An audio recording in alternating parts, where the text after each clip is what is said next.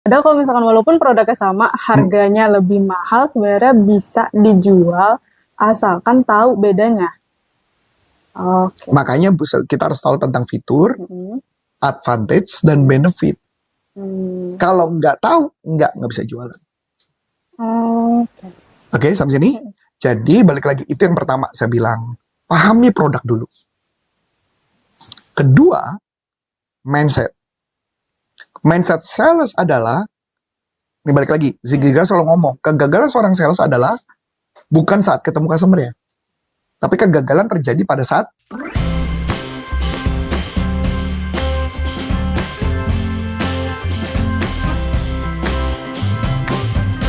Sebelum Anda lanjut nonton video ini, silakan Anda subscribe, like, dan share kepada teman-teman Anda sehingga channel ini bisa bertumbuh. Datang ke toko, tapi dia udah punya produk yang sama kayak kamu. Terus kamu malah mundur gitu aja. Ini dia caranya agar toko tersebut bisa kamu taklukkan dengan produk yang kamu jual. Penasaran kan? Yuk langsung aja kita bahas dengan Coach Arif. Halo Coach. halo, Apa kabar Coach? baik. Masih ada batuk-batuk kagak nih Coach? Ada sedikit, sebenarnya siang malah enggak, adanya di malam. Oh, waktu di Malang. Di malam. Semoga- Biar sengaja, biar apa disayang sama istri ya. Ini mancing-mancing nih pertanyaannya nih. Oke, gimana? Oke, gini Coach. Mm-mm. Jadi pernah nemuin ya Coach ya, ada sales gitu. Dia datang ke toko. Nah, dia melihat kalau misalkan di sana itu udah ada produk yang sama dengan yang produk yang dia mau jual. Terus dia kayak ibaratnya udah berasumsi, ini kayaknya nggak bisa dijual nih produknya karena sama. Terus udah gitu orang tokonya juga bilang, produknya sama, ngapain kalau misalkan saya ngambil sama si sales ini gitu kan. Nah, Apalagi ditambah kalau barangnya mahal kan. iya. Nah itu gimana sih Coach caranya? Nah, ini menarik nih. Hal ini juga saya temukan di salah satu pelatihan saya. Di pelatihan saya, waktu itu ada peserta yang bertanya mengenai kondisi seperti itu. Sebenarnya kalau saya ngejawabnya gampang. Yang pertama adalah kebanyakan seorang sales itu ketika disuruh jualan itu jarang banget. Ini jarang nih, ini fakta. Jarang banget mereka membedah produknya. Oh. Mereka hanya belajar product knowledge. Product knowledge itu artinya cuman belajar mengenai ini ada barangnya, bahannya dari apa, udah selesai sampai situ. Oke. Akibatnya mereka tidak tahu benar keunggulan produknya apa. Cuma sekedar jualan. Saya bisa buktikan. Jadi gitu ya, gambaran yang pertama adalah kebanyakan ketika pengetahuan produk, mereka belajar hanya mengenai fitur, advantage-nya, dan benefit-nya apa, itu yang kadang mereka nggak ngeh. Mereka cuma tahu fitur. Misalnya contoh, bahan tertentu dari bahan apa. Udah dia fokusnya itu doang. Oh, kayak ini produknya bahan dari ini loh. Udah, tapi gunanya untuk apa dia nggak tahu. Oh. Saya kasih contoh yang gampang. Saya dulu jualan printer. Printer itu teknologinya adalah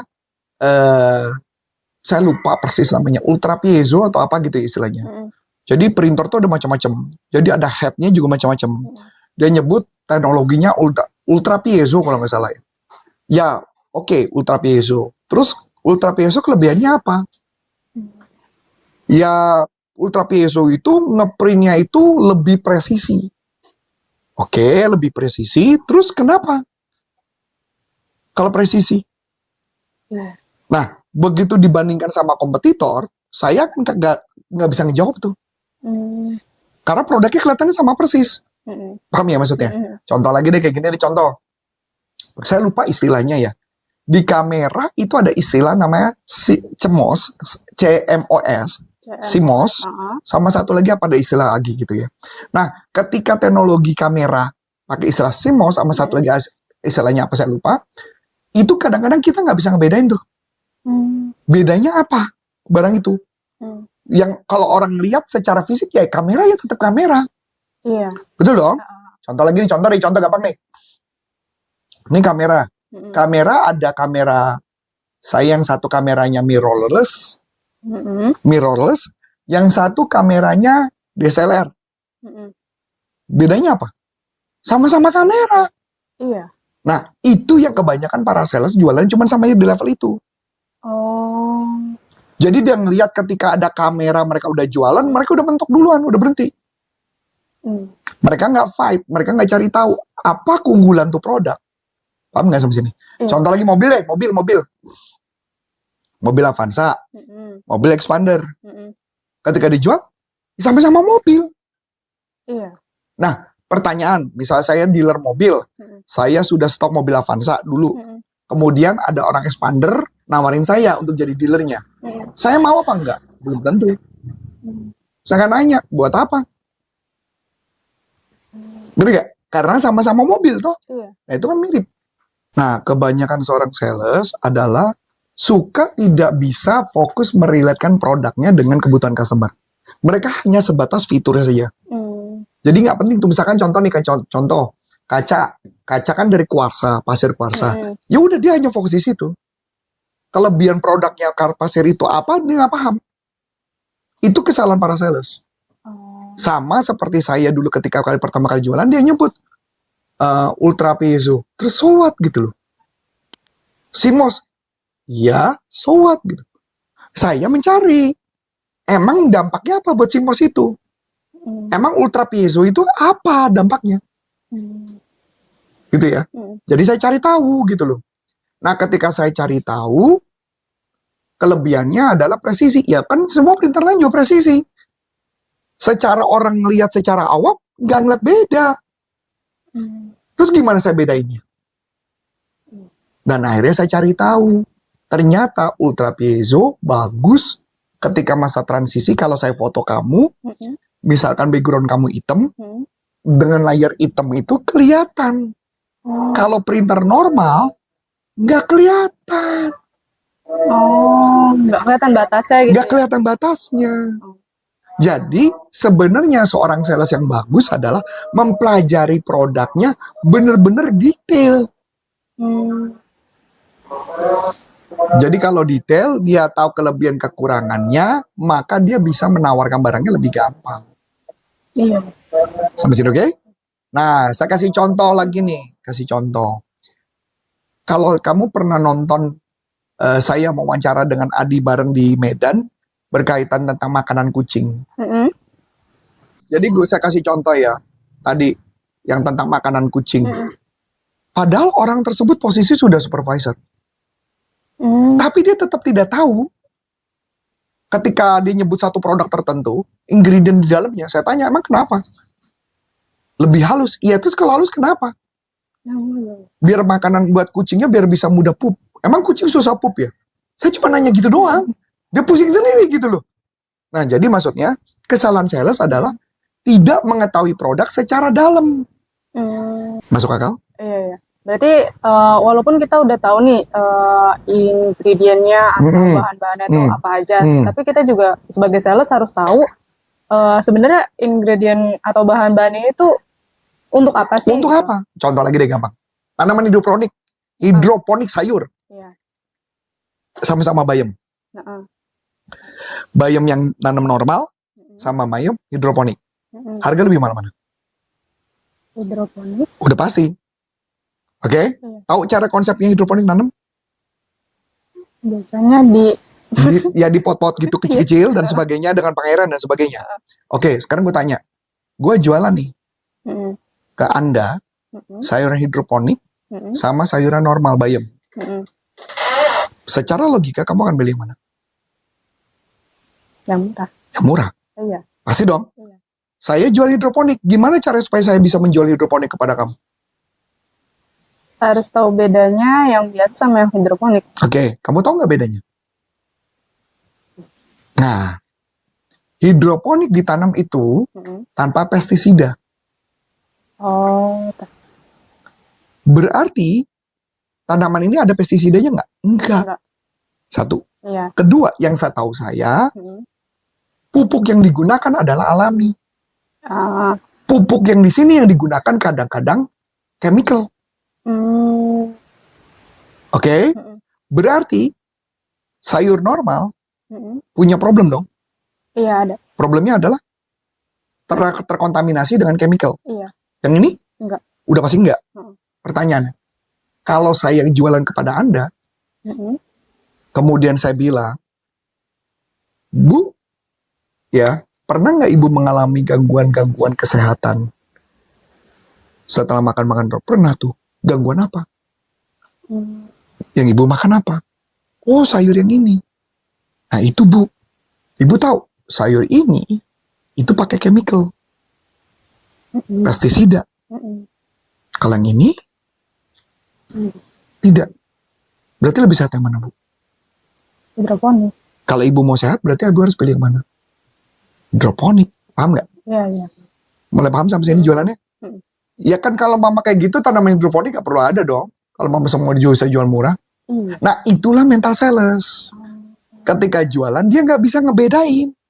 Oh ya, padahal kalau misalkan walaupun produknya sama, harganya lebih mahal, sebenarnya bisa dijual asalkan tahu bedanya. Oke. Makanya kita harus tahu tentang fitur, Mm-mm. advantage, dan benefit. Hmm. Kalau nggak tahu, nggak bisa jualan. Oke. Oke, sampai sini. Jadi balik lagi, itu yang pertama saya bilang. Pahami produk dulu. Kedua, mindset. Mindset sales adalah, ini balik lagi, Ziggy Ziglar selalu ngomong, kegagalan seorang sales adalah bukan saat ketemu customer ya, tapi kegagalan terjadi pada saat sebelum ke tempat customer-nya. Kebetulan di kasus itu juga saya temukan bahwa salesnya sudah berasumsi orang itu nggak akan beli. Hmm. Satu, dia menganggap produknya sama.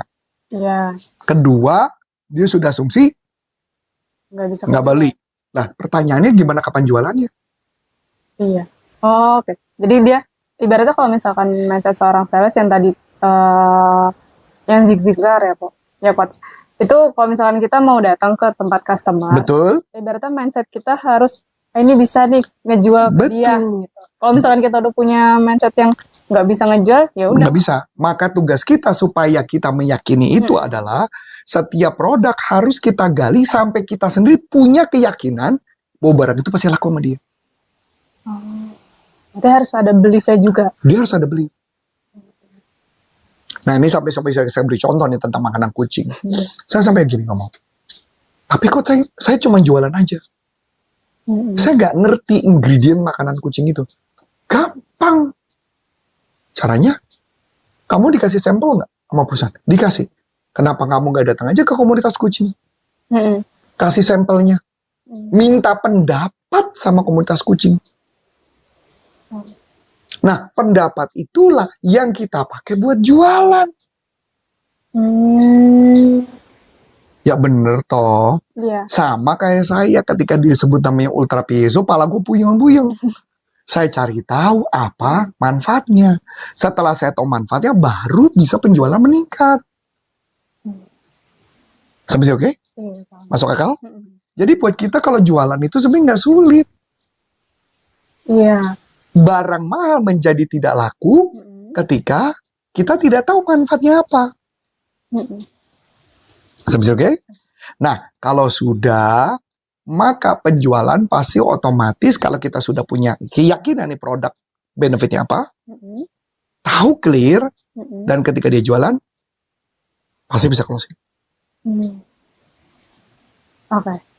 Yang penting tahu ibaratnya keuntungan ataupun benefit. Keunggulan, ya fitur itu apa. Dari Jadi mau produk dibilang produknya sama atau apapun, karena kita pakai logik lah. Ada barang nih, harga ada barang, kelihatannya sama-sama sayur bayam. Oke? Maka yang laku adalah harga yang paling murah dong, karena kita nganggap sama-sama bayam. Tapi berbeda kalau kita paham keunggulannya. Begitu juga ketika kita jual barang genteng, jual barang apapun, kalau itu sama-sama genteng, sama-sama baja ringan, berarti keunggulannya apa? Gak ada. Keunggulannya cuma harga. Betul dong? Lah, kalau gitu, kenapa barang mahal? Pasti dia punya kelebihan. Itulah tugas kita. Mengedukasi pasar. Dari kelebihan yang dipunya produk itu. Betul. Makanya, setelah saya tahu kelebihannya apa, dulu cara jualan saya keliling Indonesia. Mengedukasi. Sambil mengundang aplikator. Aplikator yang make dong. Ya bener dong. Setelah saya undang, dia tahu, oh, harga saya jadi lebih murah kan? Masuk akal? Nah, itu cara kerjanya. Wah, menarik nih teman-teman. Jadi kalau buat teman-teman nih yang sekiranya udah mikir, susah banget nih jualan gitu kan. Padahal itu udah dari mindsetnya dulu, pertama. Terus udah gitu yang kedua, belum tahu kelebihan dari fitur produk yang ingin kamu tawarkan. Nah, buat teman-teman, kalau misalkan ada pertanyaan seputar selling atau ada tantangan apa sih yang sedang dihadapi saat ini, tulis aja di kolom komentar ya.